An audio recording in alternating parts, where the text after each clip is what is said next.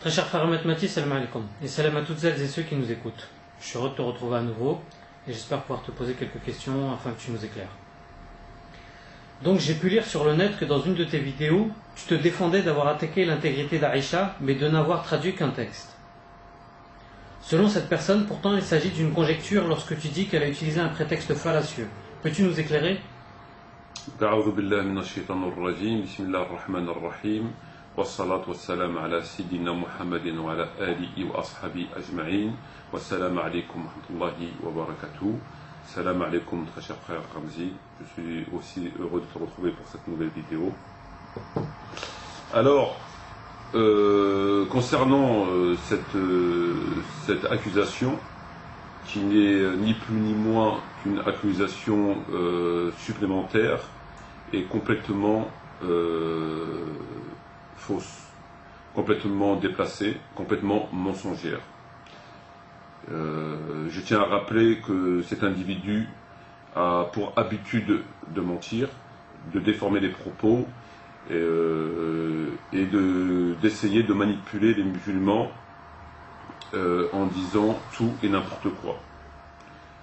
Il est important de rappeler par rapport à cette énergumène qu'il a été pris la main dans le sac de mensonges et de calomnies.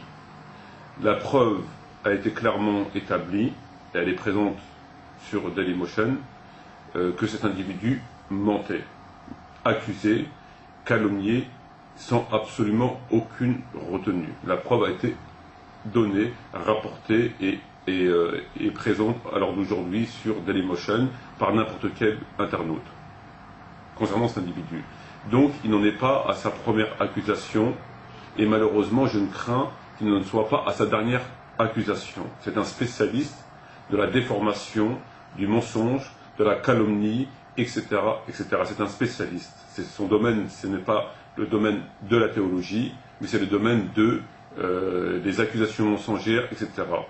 Vraisemblablement, cet individu est gêné par le fait que des musulmans ont une autre position que la sienne, de sa secte, et lorsqu'il constate cela, il n'hésite pas à tirer dans le tas, entre guillemets, à tirer dans le tas et à dire il n'a absolument aucune limite. Preuve a été rapportée. Il ne s'agit pas d'accuser à mon tour, mais la preuve a été rapportée. Donc voilà. Donc c'est très important de le rappeler concernant cet individu. Sans compter bien sûr les propos déplacés qu'il tient, les injures, etc. Maintenant, pour revenir à ce que cet individu a dit, il dit que concernant les propos que j'ai tenus contre notre mère Aïcha, radiyallahu anha, ça venait pas de Tabaqat al-Kubra, du livre d'Ibn Sa'ad, mais ça venait de moi. Est-ce que tu pourrais remettre la Donc, phrase? je vais résumer l'histoire. L'histoire est qu'il est connu, il est rapporté dans l'ensemble des livres de sources, donc des rapporteurs de muhaddithin, une histoire qui est dans Bukhari, Muslim, etc., etc. Cette histoire, c'est laquelle? Lorsque le prophète Mohammed, alayhi salatu wassalam, il est souffrant, peu de temps avant sa mort, il demande à que Abu Bakr radiyallahu anhu dirige la prière. À ce moment-là, Aïcha radiyallahu anha a dit non. A dit il vaut mieux que ce soit Omar qui dirige la prière, puisque mon père est sensible et ne peut pas diriger la prière sans verser des larmes. Donc le prophète insiste, Aïcha insiste à contresens, etc. Jusqu'à ce qu'il y ait une mini-dispute. Après quoi, c'est Abu Bakr qui dirige la prière. Donc c'est un fait qui est rapporté par tous les rapporteurs. Alors moi, dans un premier temps, il m'avait semblé assez surprenant qu'on ne s'exécute pas par rapport à ce que le prophète demande. Ça m'a semblé un petit peu surprenant. Bon. Mais bon, il est clair que si quelqu'un est sensible par rapport à la prière, vaut mieux, etc. Bon, la question n'est pas là. Lorsque j'ai lu Tabaqat al-Kubra d'Ibn Sa'ad, qui est une grande référence entre guillemets sunnite, je suis tombé sur un texte que je vais traduire. Donc ce texte ne vient pas de moi, il vient de Ibn Sa'ad dans Tabaqat al-Kubra. Donc il ne vient pas de moi. Ce texte, qu'est-ce qu'il nous dit? Il nous parle de cette histoire du prophète mourant souffrant et de l'ordre qu'il avait donné à ce qu'Abu Bakr dirige la prière. D'accord, donc, etc. Et ensuite, il nous rapporte un récit qui nous dit, je cite, mot à mot, donc je vais le lire. Par la suite, on demanda à Aïcha, pourquoi n'as-tu pas fait venir ton père comme le messager de Dieu l'avait ordonné? Elle dit, je pressentais qu'on allait dire en entendant la voix de mon père, quel déplorable successeur de l'envoyé de Dieu. Je préférais donc les entendre dire cela à propos de Omar plutôt que de mon père. Tabaqat al-Kubra, page 173 et 174. Voilà. Donc, c'est un texte qui est dans Ibn Sa'ad, que nous, on n'a fait que traduire, et qu'on a donné gracieusement aux musulmans et aux musulmanes, qui veulent en savoir plus. Alors, il y a une conclusion que j'ai tirée de ces deux textes, à savoir la position d'Aïcha qui ne voulait pas que ce soit son père, et qu'elle avait dit parce que mon père était sensible, et qu'ensuite, après cet événement-là, après la mort du prophète, des années après, elle a tenu ses propos. Donc j'ai tiré une conclusion qui est tout à fait évidente, qui n'est pas la mienne, que j'ai sortie de mon chapeau. C'est une conclusion qui sort d'elle-même. On est bien d'accord? Et la conclusion, elle est que Aïcha a dit, je n'ai pas voulu que ce soit mon père, parce que je préférais qu'on dise quel déplorable successeur du prophète sur Omar que sur mon père. Voilà ce qu'elle a dit Aïcha. Donc, quand elle avait dit des années auparavant qu'elle préférait que ce soit pas son père qui dirige la prière parce qu'il était sensible, elle reconnut après qu'en fin de compte, ce qu'elle avait dit, c'était pas la raison, puisqu'elle dit elle-même, par la suite, on demanda à Aïcha, pourquoi n'as-tu pas fait venir ton père comme le messager l'avait ordonné? Elle dit, je ne l'ai pas fait venir, donc elle donne la raison, je pressentais qu'on allait dire, en entendant la voix de mon père, quel déplorable successeur de l'envoi de Dieu. Je préférais donc les entendre dire cela sur Omar ibn Khattab, donc elle reconnaît que la raison pour laquelle elle n'a pas voulu que ce soit son père, et non pas parce que son père était sensible, mais parce qu'elle ne voulait pas qu'on critique son père.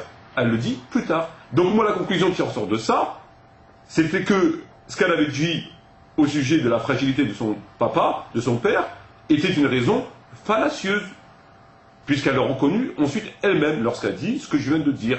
À partir de là, le commentaire que j'ai fait, qui est le mien, qui n'est pas dans Tabaqat al-Kubra, mais qui ressort, c'est une évidence.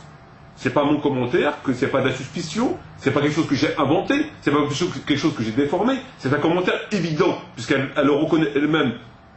Voilà. Donc c'est quelque chose qui est très clair.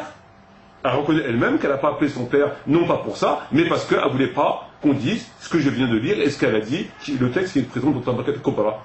Voilà, tout simplement. Donc c'est un commentaire qui se manifeste de lui-même. À partir de là, cet énergumène, comme à son habitude, vient et puis balance tout et n'importe quoi en espérant manipuler des gens qui ignorent la teneur des textes réels en jetant la suspicion comme à son habitude, tout simplement. D'accord, mais j'ai deux précisions à te demander sur ce sujet. Est-ce que toi, musulman d'aujourd'hui, as-tu le droit d'analyser un texte surtout sur la mère des croyants? Ben, autant que musulman d'aujourd'hui, ou musulman de demain, ou musulman d'hier, l'analyse qui est apportée au texte, c'est une analyse qui parle d'elle-même. C'est pas une analyse que l'on va chercher à travers au fond du sujet. Aller chercher. On ne va pas chercher, c'est quelque chose qui se manifeste d'elle-même. Lorsqu'on lit un texte, par exemple, qu'un tel a tapé un tel et que celui-ci a eu mal, il n'y a pas besoin d'analyser le texte pour écrire ensuite qu'il a tapé et qu'il a eu mal. On est bien d'accord. Donc c'est une analyse qui se manifeste d'elle-même. C'est pas une analyse qu'on va rechercher. Donc c'est ce que j'ai fait. Et ça, c'est à la portée de n'importe quel être humain ayant au minimum un neurone dans la tête. Et cet individu, comme à son habitude, jette le trouble en disant tout et n'importe quoi. D'accord. Et une autre précision, est-ce qu'on n'est pas censé taire les défauts de nos frères et sœurs? Les défauts de nos frères et sœurs doivent être tus. doivent être tus, c'est une évidence. On tait les défauts. Néanmoins, lorsqu'il s'agit de critiques constructives, c'est-à-dire un fait historique, un propos historique lié à un fait historique qui nous regarde, qui nous concerne parce que c'est le patrimoine islamique, on fait une critique parce qu'on veut, on veut faire émerger la vérité. Donc là, on ne vise pas la personne. La personne, elle est dans le champ de mire, on va dire. Elle est dans la ligne de mire. Mais nous, notre démarche n'est pas de viser la personne. On ne parle pas du sujet pour viser la personne. On parle du sujet pour ramener, pour essayer de faire manifester la vérité. Et par conséquent, la personne est dans le texte. On est obligé de parler de la personne, puisqu'elle est dans le texte. Donc par exemple, par rapport à cette histoire-là, qui existe et que tout le monde connaît, la véritable raison, d'après ce qui est dans Tabaqat Kubra, et que Ibn Sa'ad a rapporté, c'est que la véritable raison était qu'elle ne voulait pas qu'on dise ceci de son papa. Elle a préféré, elle-même le dit, qu'on dise ça de Omar. Donc ce qu'elle avait dit au préalable était inexact. Tout simplement. Il ne s'agit pas de critique, il s'agit de faire émerger la vérité, puisque l'islam n'est le monopole de personne. Et donc, lorsque on a besoin de faire, de ressortir la vérité des textes, on est obligé d'avoir une démarche qui est tout à fait saine et tout à fait conforme à la méthodologie islamique, théologique. Très bien, je te remercie.